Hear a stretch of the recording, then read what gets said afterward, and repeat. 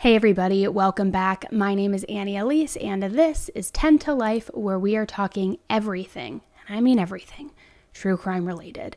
So if you like the channel, if you appreciate today's case coverage, and you want to check out this channel again in the future, make sure that you hit that subscribe button.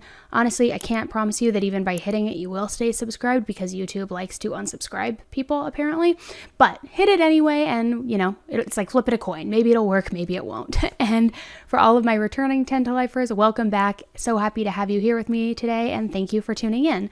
The case we are talking about today, guys, is a doozy. And honestly, it feels like one of those episodes of Snapped that's like on these, one of those like women networks where it's like this just like crazy Snapped story. As a matter of fact, I actually think that it was featured on an episode of Snapped. But it's one of those cases where, it's really tragic, but it's equally heartbreaking given some of the circumstances. Because, let's just call it what it is. As children, most of us see our lives as flawless, as perfect. We view our parents as perfect as well, no matter what the situation is, no matter the circumstances that we grow up in. And for young Sabrina Zunich, who also went by Bree, she lacked what a lot of us couldn't even begin to comprehend. She lived her early years with her biological family, Susan Edwards and Mark Zunich. And as I'm sure if you were to ask them, they would tell you that they absolutely loved their daughter, Bree. But that doesn't hold much weight when both parents are in active addiction.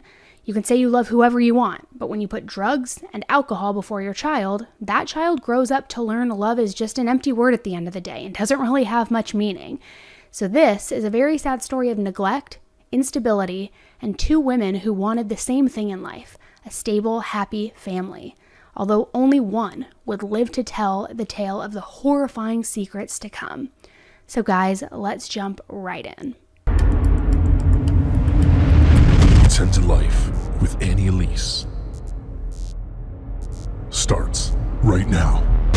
We are taking a quick break in today's case to have a word from our sponsor. All right, guys, so we are officially in October, which means we are officially in the height of spooky season. And I don't know about you, but in October, I don't care what the weather is. Here in California, it's hot, but I don't even care what the weather is. Something about October makes me want to just curl up on the couch or curl up in bed or curl up with my tablet, my phone, and just binge all the things, all the spooky things, all the documentaries, everything. But unfortunately, I feel like I've seen literally almost every single thing out there, so I'm running a little dry on things to watch. And you've heard me mention them before, so let me mention it again. Magellan TV. Magellan TV is a new documentary kind of streaming service that has literally changed the game for me, and I know for so many of you guys.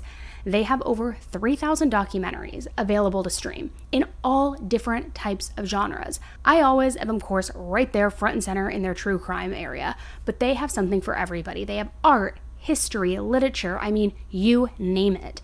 And the best part is they are adding new content every single week. Over 15 hours of new content every week. So you will never run out of things to watch, especially as we're all binging so much during this month. Right now in my queue, I have Stephen King, A Necessary Evil. And it talks about his success because he is one of the leading horror authors. And it talks about all of that success and how it can be explained. So I cannot wait to watch that one. And the best part about Magellan is you can watch it anywhere. Anytime from any device, whether you're at home on the couch watching on TV, in your bed on your tablet, getting your nails done, wherever you are at, you can watch Magellan. Now I know what you're thinking. You're thinking, okay, Annie, that sounds all great. What's the catch? How much is it? Blah, blah, blah, blah, blah. Guys, there is no catch. Magellan is such an amazing partner of the 10 to Life channel that they are offering all of you viewers a free, F-R-E-E, free month-long trial.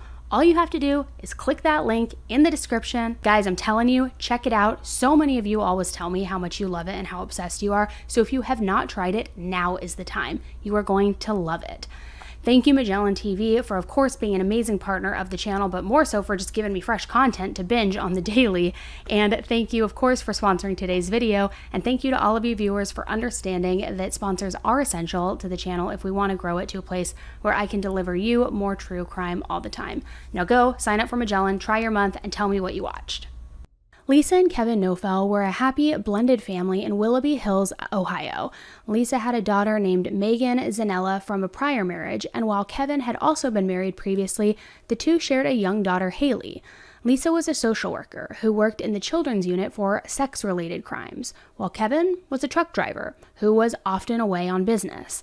By most accounts, Lisa and Kevin were very happy, and their friends would say that they were absolutely meant for each other. Lisa was a beautiful woman with a heart of gold to match. By her encouragement, Kevin and Lisa would obtain their foster parent license and went on to adopt children in June 2011, and that's just what they did. And this is where 16-year-old Sabrina, also known as Bree, Zunich's life would become completely and utterly entangled in a web with the Knoefels. By the time that she moved in with Lisa and Kevin, Bree's life was a mess, and she had been in and out of foster homes for years. As we know, her biological parents were in addiction, and her mother had passed away when she was young, so her grandmother and her father took care of her. But then, when her father died from an overdose, her grandmother was left alone with Bree. And this was a hard time for such a young girl who had already begun taking drugs, stealing from her grandmother, doing anything to get her next, fix. So eventually, her 60-year-old grandmother was tired and sick, and she had no choice but to put Bree in foster care. And this, of course, did nothing to better an already broken girl. Bree, however, was excited for a new start, and when she came to live with the Knoefels, that's just what she had. Although in a short time, this new start would stop short at the end of a 12-inch knife blade. At first, Bree fit in really well with the Knoefels and at their home. She got along with the other children and did really well in school. And as time went on, Lisa started to notice some odd behaviors from Bree. Lisa became upset with how Bree would sometimes flirt with Kevin, her foster father, and would also seem to sometimes pretend to be Haley's mother at times, their shared daughter. It was bizarre. But at first, Lisa chalked it up to possibly the, childhood that she had gone through, the instability and trying to be a role model or a parent figure. She wasn't really sure what to make of it because Bree had experienced a lot of instability from a very young age. So maybe that was just, a result of that. Lisa thought Bree may just have had bad boundaries and maybe needed guidance and direction. Of course, as time continued to move forward, however, she couldn't ignore it anymore. So Bree and Lisa's relationship became more and more strained as each day passed. Kevin Knoefel was at work driving his truck in Michigan in the early morning hours of November 16, 2012. At around 1:15 a.m., a very sleepy and confused 13-year-old Megan was awoken from a disturbance downstairs. She made her way towards what sounded like the dog barking and what appeared to be an argument happening. With each step she took, her heart began to beat faster and faster, because she realized this was no argument. This was an attack. It appeared to be Lisa, screaming at Bree to stop. So Megan ran into her mother's bedroom, and she could see Sabrina stabbing her mother repeatedly with no sense of letting up. By Megan's account, she tried to jump on Bree, but was absolutely shoved away. So she ran to the other room to pick up the phone and call 911. When the two responding officers, Randy and Ron, arrived on the scene, they saw a hysterical young woman run out of the house with a dog. Unsure of which female she was, they pointed their weapons at Megan, thinking that she could be Bree and she could have been the assailant. As if the night hadn't already been traumatizing enough for her, now she's trying to escape the situation and she has guns drawn on her and they think that she is the one who was the aggressor. So the police officers then rush inside with Megan directing them, telling them what was going on. The house was dark, but they could still see a light coming out of the master bedroom. As they approached with their weapons drawn, Bree almost jumps right out on top of the officers with a bloody and now at this point bent knife still in her hand, which it just shows the immaturity of her thought to jump out at police officers with a weapon still in her hand. She's actually pretty lucky she wasn't killed on the spot. So they get her to drop the knife and lay it on the floor, and Bree was covered in so much blood that she made a clear imprint of herself on the hardwood floor. Once subdued, the officers made their way into the bedroom, where they see Lisa clearly dead with multiple stab wounds. They make their way to the closet, where they can actually hear whimpering. They open the doors and find 3-year-old little Haley crying uncontrollably. Sadly, she witnessed the entire attack. And I'm going to warn you, this clip that you're about to see includes images from the crime scene, as well as one of the most horrifying 911 calls that I've ever heard. So please be warned.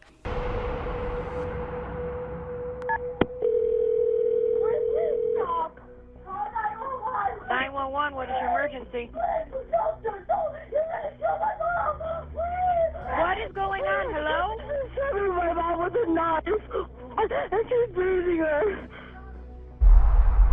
I was hearing screaming. I was also hearing the dog barking. And I was like, what the hell is going on downstairs? So I walked down there and Bree's stabbing my mother to death. And immediately I say, stop, get off of her. I was actually on her at one point and she shoved me. So I immediately go into the office area and call 911 and say, my sister is stabbing my mother to death. She's gonna die. Okay, this is your sister? Yeah, and she's doing my mom with a knife. May you please tell her? She's doing what to your mom with the knife? You need to take a deep breath for me so I can understand you. No, I did. Please tell me. My mom's gonna die, please. What? Lisa's daughter Megan is just 13 years old as she witnesses this horrific scene. Her 3-year-old half-sister is hiding in the closet. I rush outside to meet them, and they point a gun at me because they thought I was Sabrina. I'm Officer Randy Mullinex. I work for the Willoughby Hills Police Department, and I'm a patrolman. I was the initial first responding officer to the scene. I pull up, it was dark out, but a young female and a dog ran out of the house, and the female was very distraught and telling me and waving me and saying I needed to hurry up and get in there, that she was killing her mom. And then from that point, I walked toward the house, another officer arrived, and we went up to the front door, and the last thing I said to the young girl was, which way do I go? Where do I go? The interior of the house was dark, and there was a kind of a narrow, dark hallway, and I could see light coming out of a bedroom. He walked in, ordered whoever was in there to come on out. He said she came out with a knife, ordered her to drop it. And that's when Sabrina come out into the hallway. I have trouble sleeping every night. I have flashbacks all the time of that night because of what she did. And that will never stop. Lisa put up just a miraculous fight for her life, a literal fight for her life. But there was just no stopping Sabrina. She was determined to kill Lisa, and she did. It shocked me right off the bat because she had her hands up, but she had the knife in her right hand above her head. And the knife blade was pointing down, and she was almost right on top of us. So it was kind of startling that she would just pop right out into the hallway, turn toward us with the knife raised in the air. It was a pretty tense couple seconds. When we made entry into the room, there was a bathroom to our right, there was the main bedroom right in front of us, and there was a closet to our left. I could see Lisa laying on the floor with a lot of blood around her, and I could hear a child crying from the closet, so we had to clear the closet, and we found a very small child in the closet that was hiding. There were nearly 180 different types of stab wounds, defensive wounds. I mean, wounds that were called complex because they were, the knife was jabbed in there and twisted. Lisa was stabbed 178 times. 178 times, guys. Think about that for a second. That's one of the craziest things about this case. It was clearly overkill. Now, at the time when this happened, no one had ever really heard of something like this. There wasn't ever really a mass crime like this against foster parents. It was bizarre, and it's one of the reasons that this case is so baffling and scary. So the wounds on Lisa's body ranged from a lot of defensive wounds on her hands, arms, to other gruesome wounds where the knife had actually been twisted, completely severing one of her arteries, cutting through bone and bending the knife. And unfortunately, even though Lisa put up a hell of a fight, she just did not stand a chance against this attack, and her life was ultimately taken. Bree was taken to the hospital to tend to her self-inflicted wounds from wielding this weapon. When she was interrogated, she said she couldn't remember anything from that night due to taking a painkiller for her headache an hour before this attack. The evidence against her, however, was overwhelming, and she was put behind bars. There were so many questions as to why this happened, how this happened. But of course, the why on everybody's mind. It was a loving home. It was a happy home. Why would Bree just, lash out on people who were taking her in and loved her? Quite a few people thought that maybe Kevin knew a lot more about what happened than he let on. After all, remember, she was pretending to be Haley's mom at one point. She was flirting with Kevin, according to Lisa. Maybe there was something happening there. So not only did the police have a lot of questions, but so did a lot of Kevin and Lisa's friends, including a woman named Carol Beese, who thought that it was odd how Kevin seemed to be the only one at Lisa's funeral not crying and not distraught. When I started to think that there was more to the incident than just a foster child that stabbed her foster mother was when I went to the wake.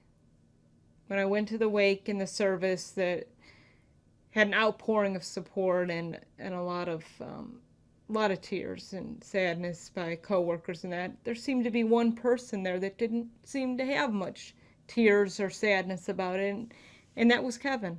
So when a warrant was put out on Kevin's phone, they found that he had texted Bree almost 1,500 text messages in 1 month, where he had only texted his wife 200 times by comparison.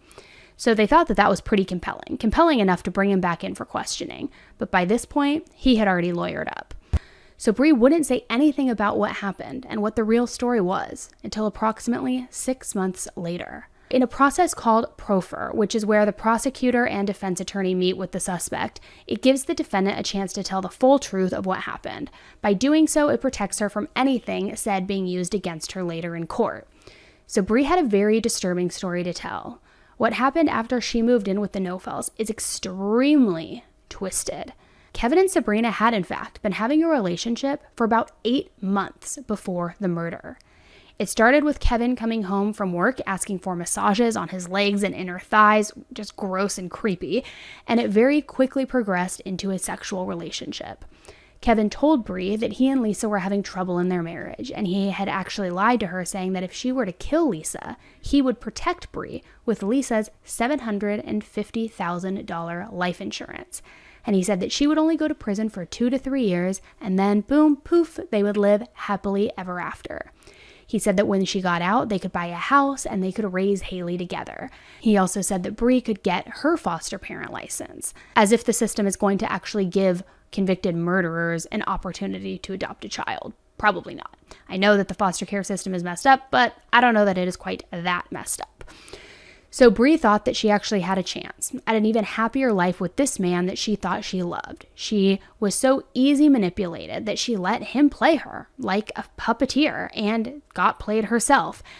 And it's sad because while it doesn't excuse her behavior, based on her track record and her instability growing up, I can see where she was just longing for a family of her own. And even though she was in one, the role she wanted to play was the parent. Apparently wanting to provide that love, be loved, have affection, and Lisa was an obstacle to her.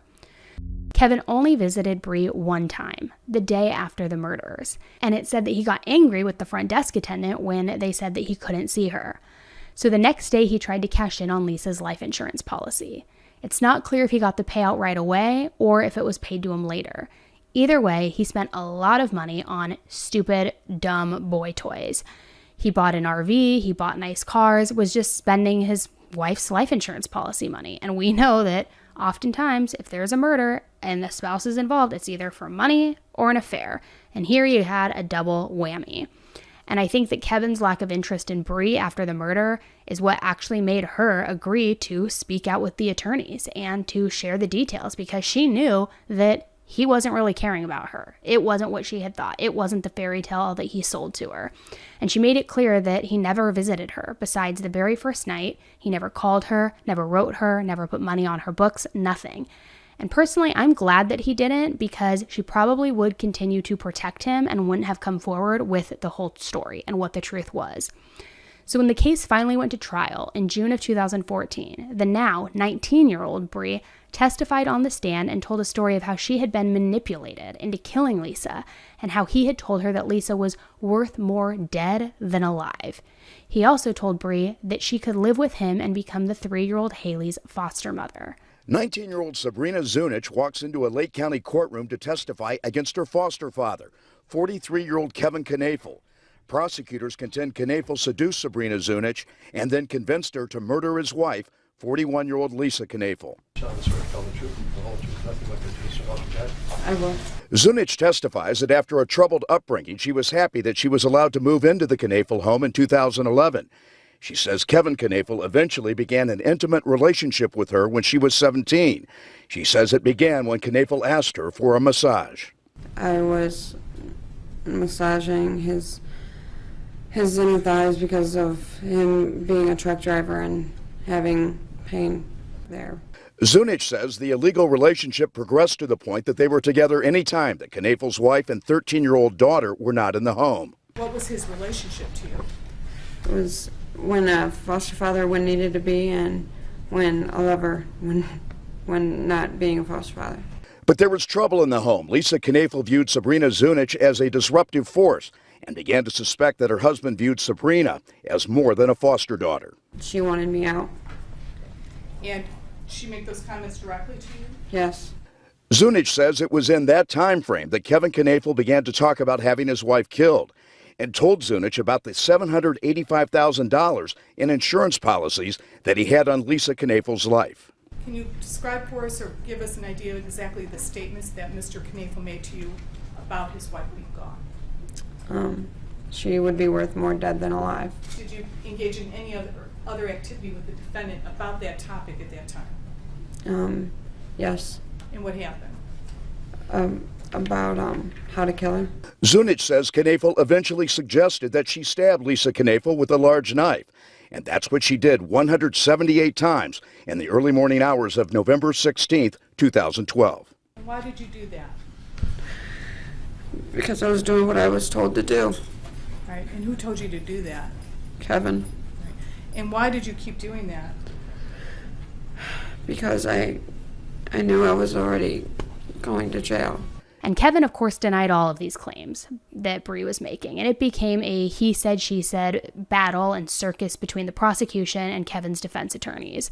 So I firmly believe that he could have gotten away with everything had it not been for the star witness, a friend of Bree's named Autumn, who testified to being on the phone with Bree when she was asked if she could find a hitman. She said she could hear Kevin in the background saying that he would take her on drug runs for her participation in looking for someone who was willing to kill Lisa for money. Autumn went to police after the murder and told them everything. She agreed to speak with Kevin with a wire as well. However, when it came to her asking him about that night, he deflected and he wouldn't answer her directly, or he would say that he didn't remember anything about that conversation. She wasn't getting it out of him. So at the time, nothing came of the wire recording. She's telling people, well, that I knew about it, and well, that's the you know what? thing. She, you know what? She mentioned stuff to everybody, but everybody told her the same thing, about, hey, don't f*** your life, blah blah blah. Yeah. You know what I mean? People say stuff all the time that they don't mean. Right. You know what I'm saying? Yeah. And the only thing that I'm worried about is that whole hitman thing. I mean, I know she went off and did it by herself, but with the whole hitman thing, I don't want to be sucked into it if she decides to open her mouth about it. I honestly don't know. Like I said, she talked a big game about a lot of things. And like I said, the only thing that I'm worried about is that conversation between you and I, and she was in the room. Is whenever you'd ask me, if I need help with the drug deal. If I needed you to help me with the drug deal. That's the only part of it that I'm actually 100% worried about. I honestly don't totally remember all that. Obviously, I'm glad none of that ever happened. Right. Luckily, they played that same tape in court, and the witness pointed to Kevin when asked who she heard in the background of that phone call. So it took the jury 9.5 hours and 2 days to find Kevin guilty on 11 charges, of which 6 involved sexual battery with the underage at the time, Bree. So he's serving a life sentence with possibility of parole in 30 years, plus 12 years for the sexual charges. He was 42 at the time of the trial, so it's safe to say there is a real possibility he may never see outside of the prison yard.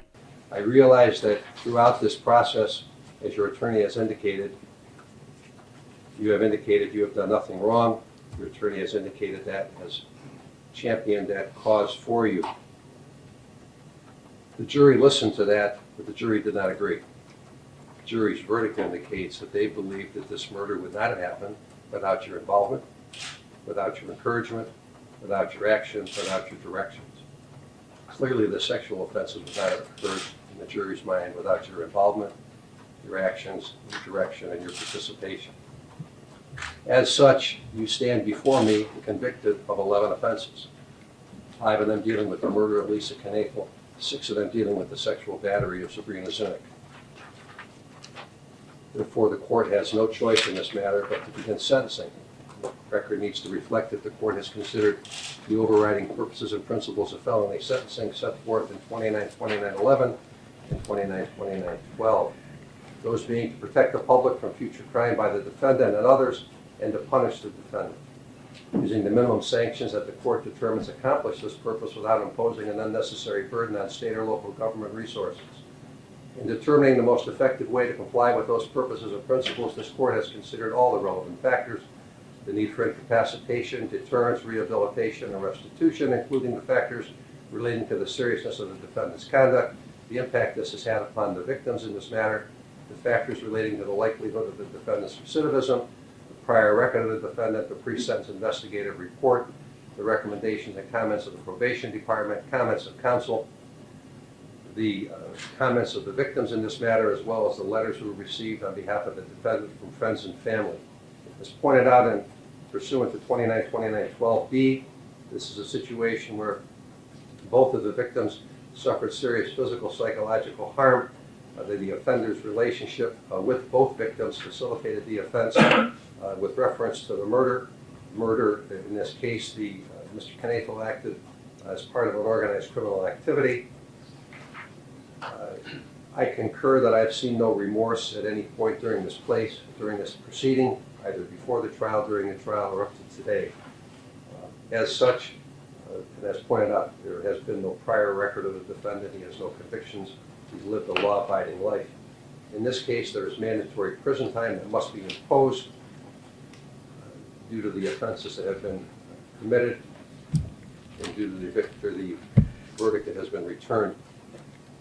As such, it is the order of this court that Kevin Knoefel is sentenced to the Lorraine Correctional Institution to serve a definite period of time on counts number 1, 2, 3, 4, 5, and 6 of 2 years on each count. Those terms shall be served consecutive to one another for a total of 12 years. Those 12 years shall be consecutive to the sentence on counts number 7, 8, 9, 10, and 11, which the court believes, and I believe everyone believes, shall merge for purposes of sentencing as being allied offenses, and there shall be one penalty that shall be imposed. That penalty shall be that Mr. Knoefel shall be sentenced to life imprisonment with parole possibility in 30 years. Those 12 years on counts 1 through 6 shall be served consecutively to the 30 years on the merged count of 30 years to life. Credit for 370 days shall be given. Mr. Knoefel, you need to understand that on your release from prison on the murder offense, you shall be placed on parole to the adult parole authorities. With reference to counts 1 through 6, those being for sexual battery, you need to be notified that you will be placed on post-release control for a period of 5 years. That is mandatory. I mean, I know people live beyond 72 a lot of the time if they're healthy, but I don't know. That's your agent, buddy. Your agent in there. And as for Sabrina, she too is serving a life sentence with the possibility of parole in 30 years. Like I said, this story is just tragic in every way, and Sabrina is just a sad example of how a lack of stability and love made her crave love and a family so badly, and she continues to live without what she wanted the most, without what she killed for. Honestly, I believe Sabrina was a victim over and over again. She was used in regards to her emotions. I don't think she ever had anyone to love her. And the superficial love that he obviously showed her made her do that terrible act. You know, I know she's aware of her actions, but I think she got caught up and just lost it. She took away a beautiful mother from 2 children who never deserved to witness what they saw and will be traumatized for the rest of their lives. As for Kevin, beat it, bro. You can rot in jail because he orchestrated this entire thing. And while she is the one who ultimately took Lisa's life, he orchestrated it, and he manipulated this underage girl and put his charm on her and laid it on thick, trying to sell her on this fairy tale that he knew as her foster parent she was so desperate to have. It is like predatory to the infinite degree. I was going to say like umpteenth degree, but I changed it to infinite there. So to the infinite degree. And Lisa's ex-husband says it best, even though he got kicked out of the courtroom for doing so. I'd like to say, Lisa, we miss you, and you, Kevin, what a piece of crap you are. Yes, Mr. Zunich, I realize your emotions are great, but I would ask that you please restrain yourself and just address. You are a weak individual. Objection, Your Honor. Mr. Zunich, continue. Someone who thought they could be a man in a man's world. Objection. You had The purpose of sentencing and hearing from the victims, Your Honor, is not to belittle the defendant. I understand, Mr. Connick. We're going to let Mr. Zunich, and Mr. Zunich, I would just ask if you would just try to restrain yourself, please, and do so accordingly. Okay? I'd have the court note for the record that Mr. Zanella is a plaintiff in a civil action against Mr. Knoefel, and he's here merely to humiliate him. And this is not the purpose of humiliation. Oh, here. Mr. Connick. Your Honor. Mr. Connick. I would ask that you just allow Mr. Zanella to be heard. Your objection is noted. It is overruled. Mr. Zanella, I would ask you to please limit your comments to trying to not be argumentative or aggravating anybody in the courtroom, but indicating the effect this has had upon your daughter. That's why we're here. We're talking about the victims. We're not talking about, okay? Right. If you would, please. Thank you. Yes, and there are 2 girls that go through pain every day because of him. He thought he could do some heinous act that would take someone's life away from 2 little girls. And I hope, Judge, that you will give him the maximum sentence. Because my daughter and my daughter's sister think about their mother every day. And I sure hope that you think about what you did in jail. And I hope you rot in jail the rest of your life. And for the both of them, both Sabrina and Kevin, I truly hope that they both stay in prison. Although it is more likely that she will be eligible for parole before he is, which is just, again, kind of a weird system that we live in. So I'm curious to know what your thoughts are. Is Sabrina this ruthless killer or a girl that was taken advantage of in a very vulnerable state? The 178 stab wounds show how premeditated this crime was and that there was passion and overkill for it. That was the 178 times that she could have stopped and tried to get Lisa help. 178 times that she could have changed her mind. Not to mention that she was 18 when she did this. She was no longer a child, and for her to play victim kind of just puts a bad taste in my mouth. I get it that she came from a broken childhood, but still, at that point, you know right and wrong. At least I think so. Anyone that's capable of doing something like this just to win the affection of some gross, creepy older man is sick, quite frankly. I think she's both a heinous killer and a girl who was severely failed by the system and by her adopted father. No matter how much of a victim, though, that Bree may have been before the murder, it doesn't compare to the 2 young girls who had to grow up without a mother or a father. A lot of that, Kevin's fault as well. And that's the real tragedy in this case, Megan and Haley. Sabrina not only took away everything from herself, but she put those 2 girls in the exact same position that she was prior to meeting them and being welcomed into their family. Now they are 2 kids who don't get to grow up with their mother or their father. the very thing that Sabrina wanted so desperately. How does that work? How does that work? It's like the ultimate catch-22 or mea culpa. I don't know which one of the two. She just, she wanted so badly out of that position, and she put 2 young children, one who she wanted to be the mother of, in that exact position. How do you reconcile that? You can't. I'm Sabrina Zunich. I chose to do this interview because I wanted my side of the story to be told in depth. This is 8 years after the initial incident, and I believe I have a different perspective now. I'm not a monster. I'm an individual who made a mistake that affected a lot of lives. We're the picture-perfect family on the outside, but on the inside, it was completely different. I was in a very delicate state.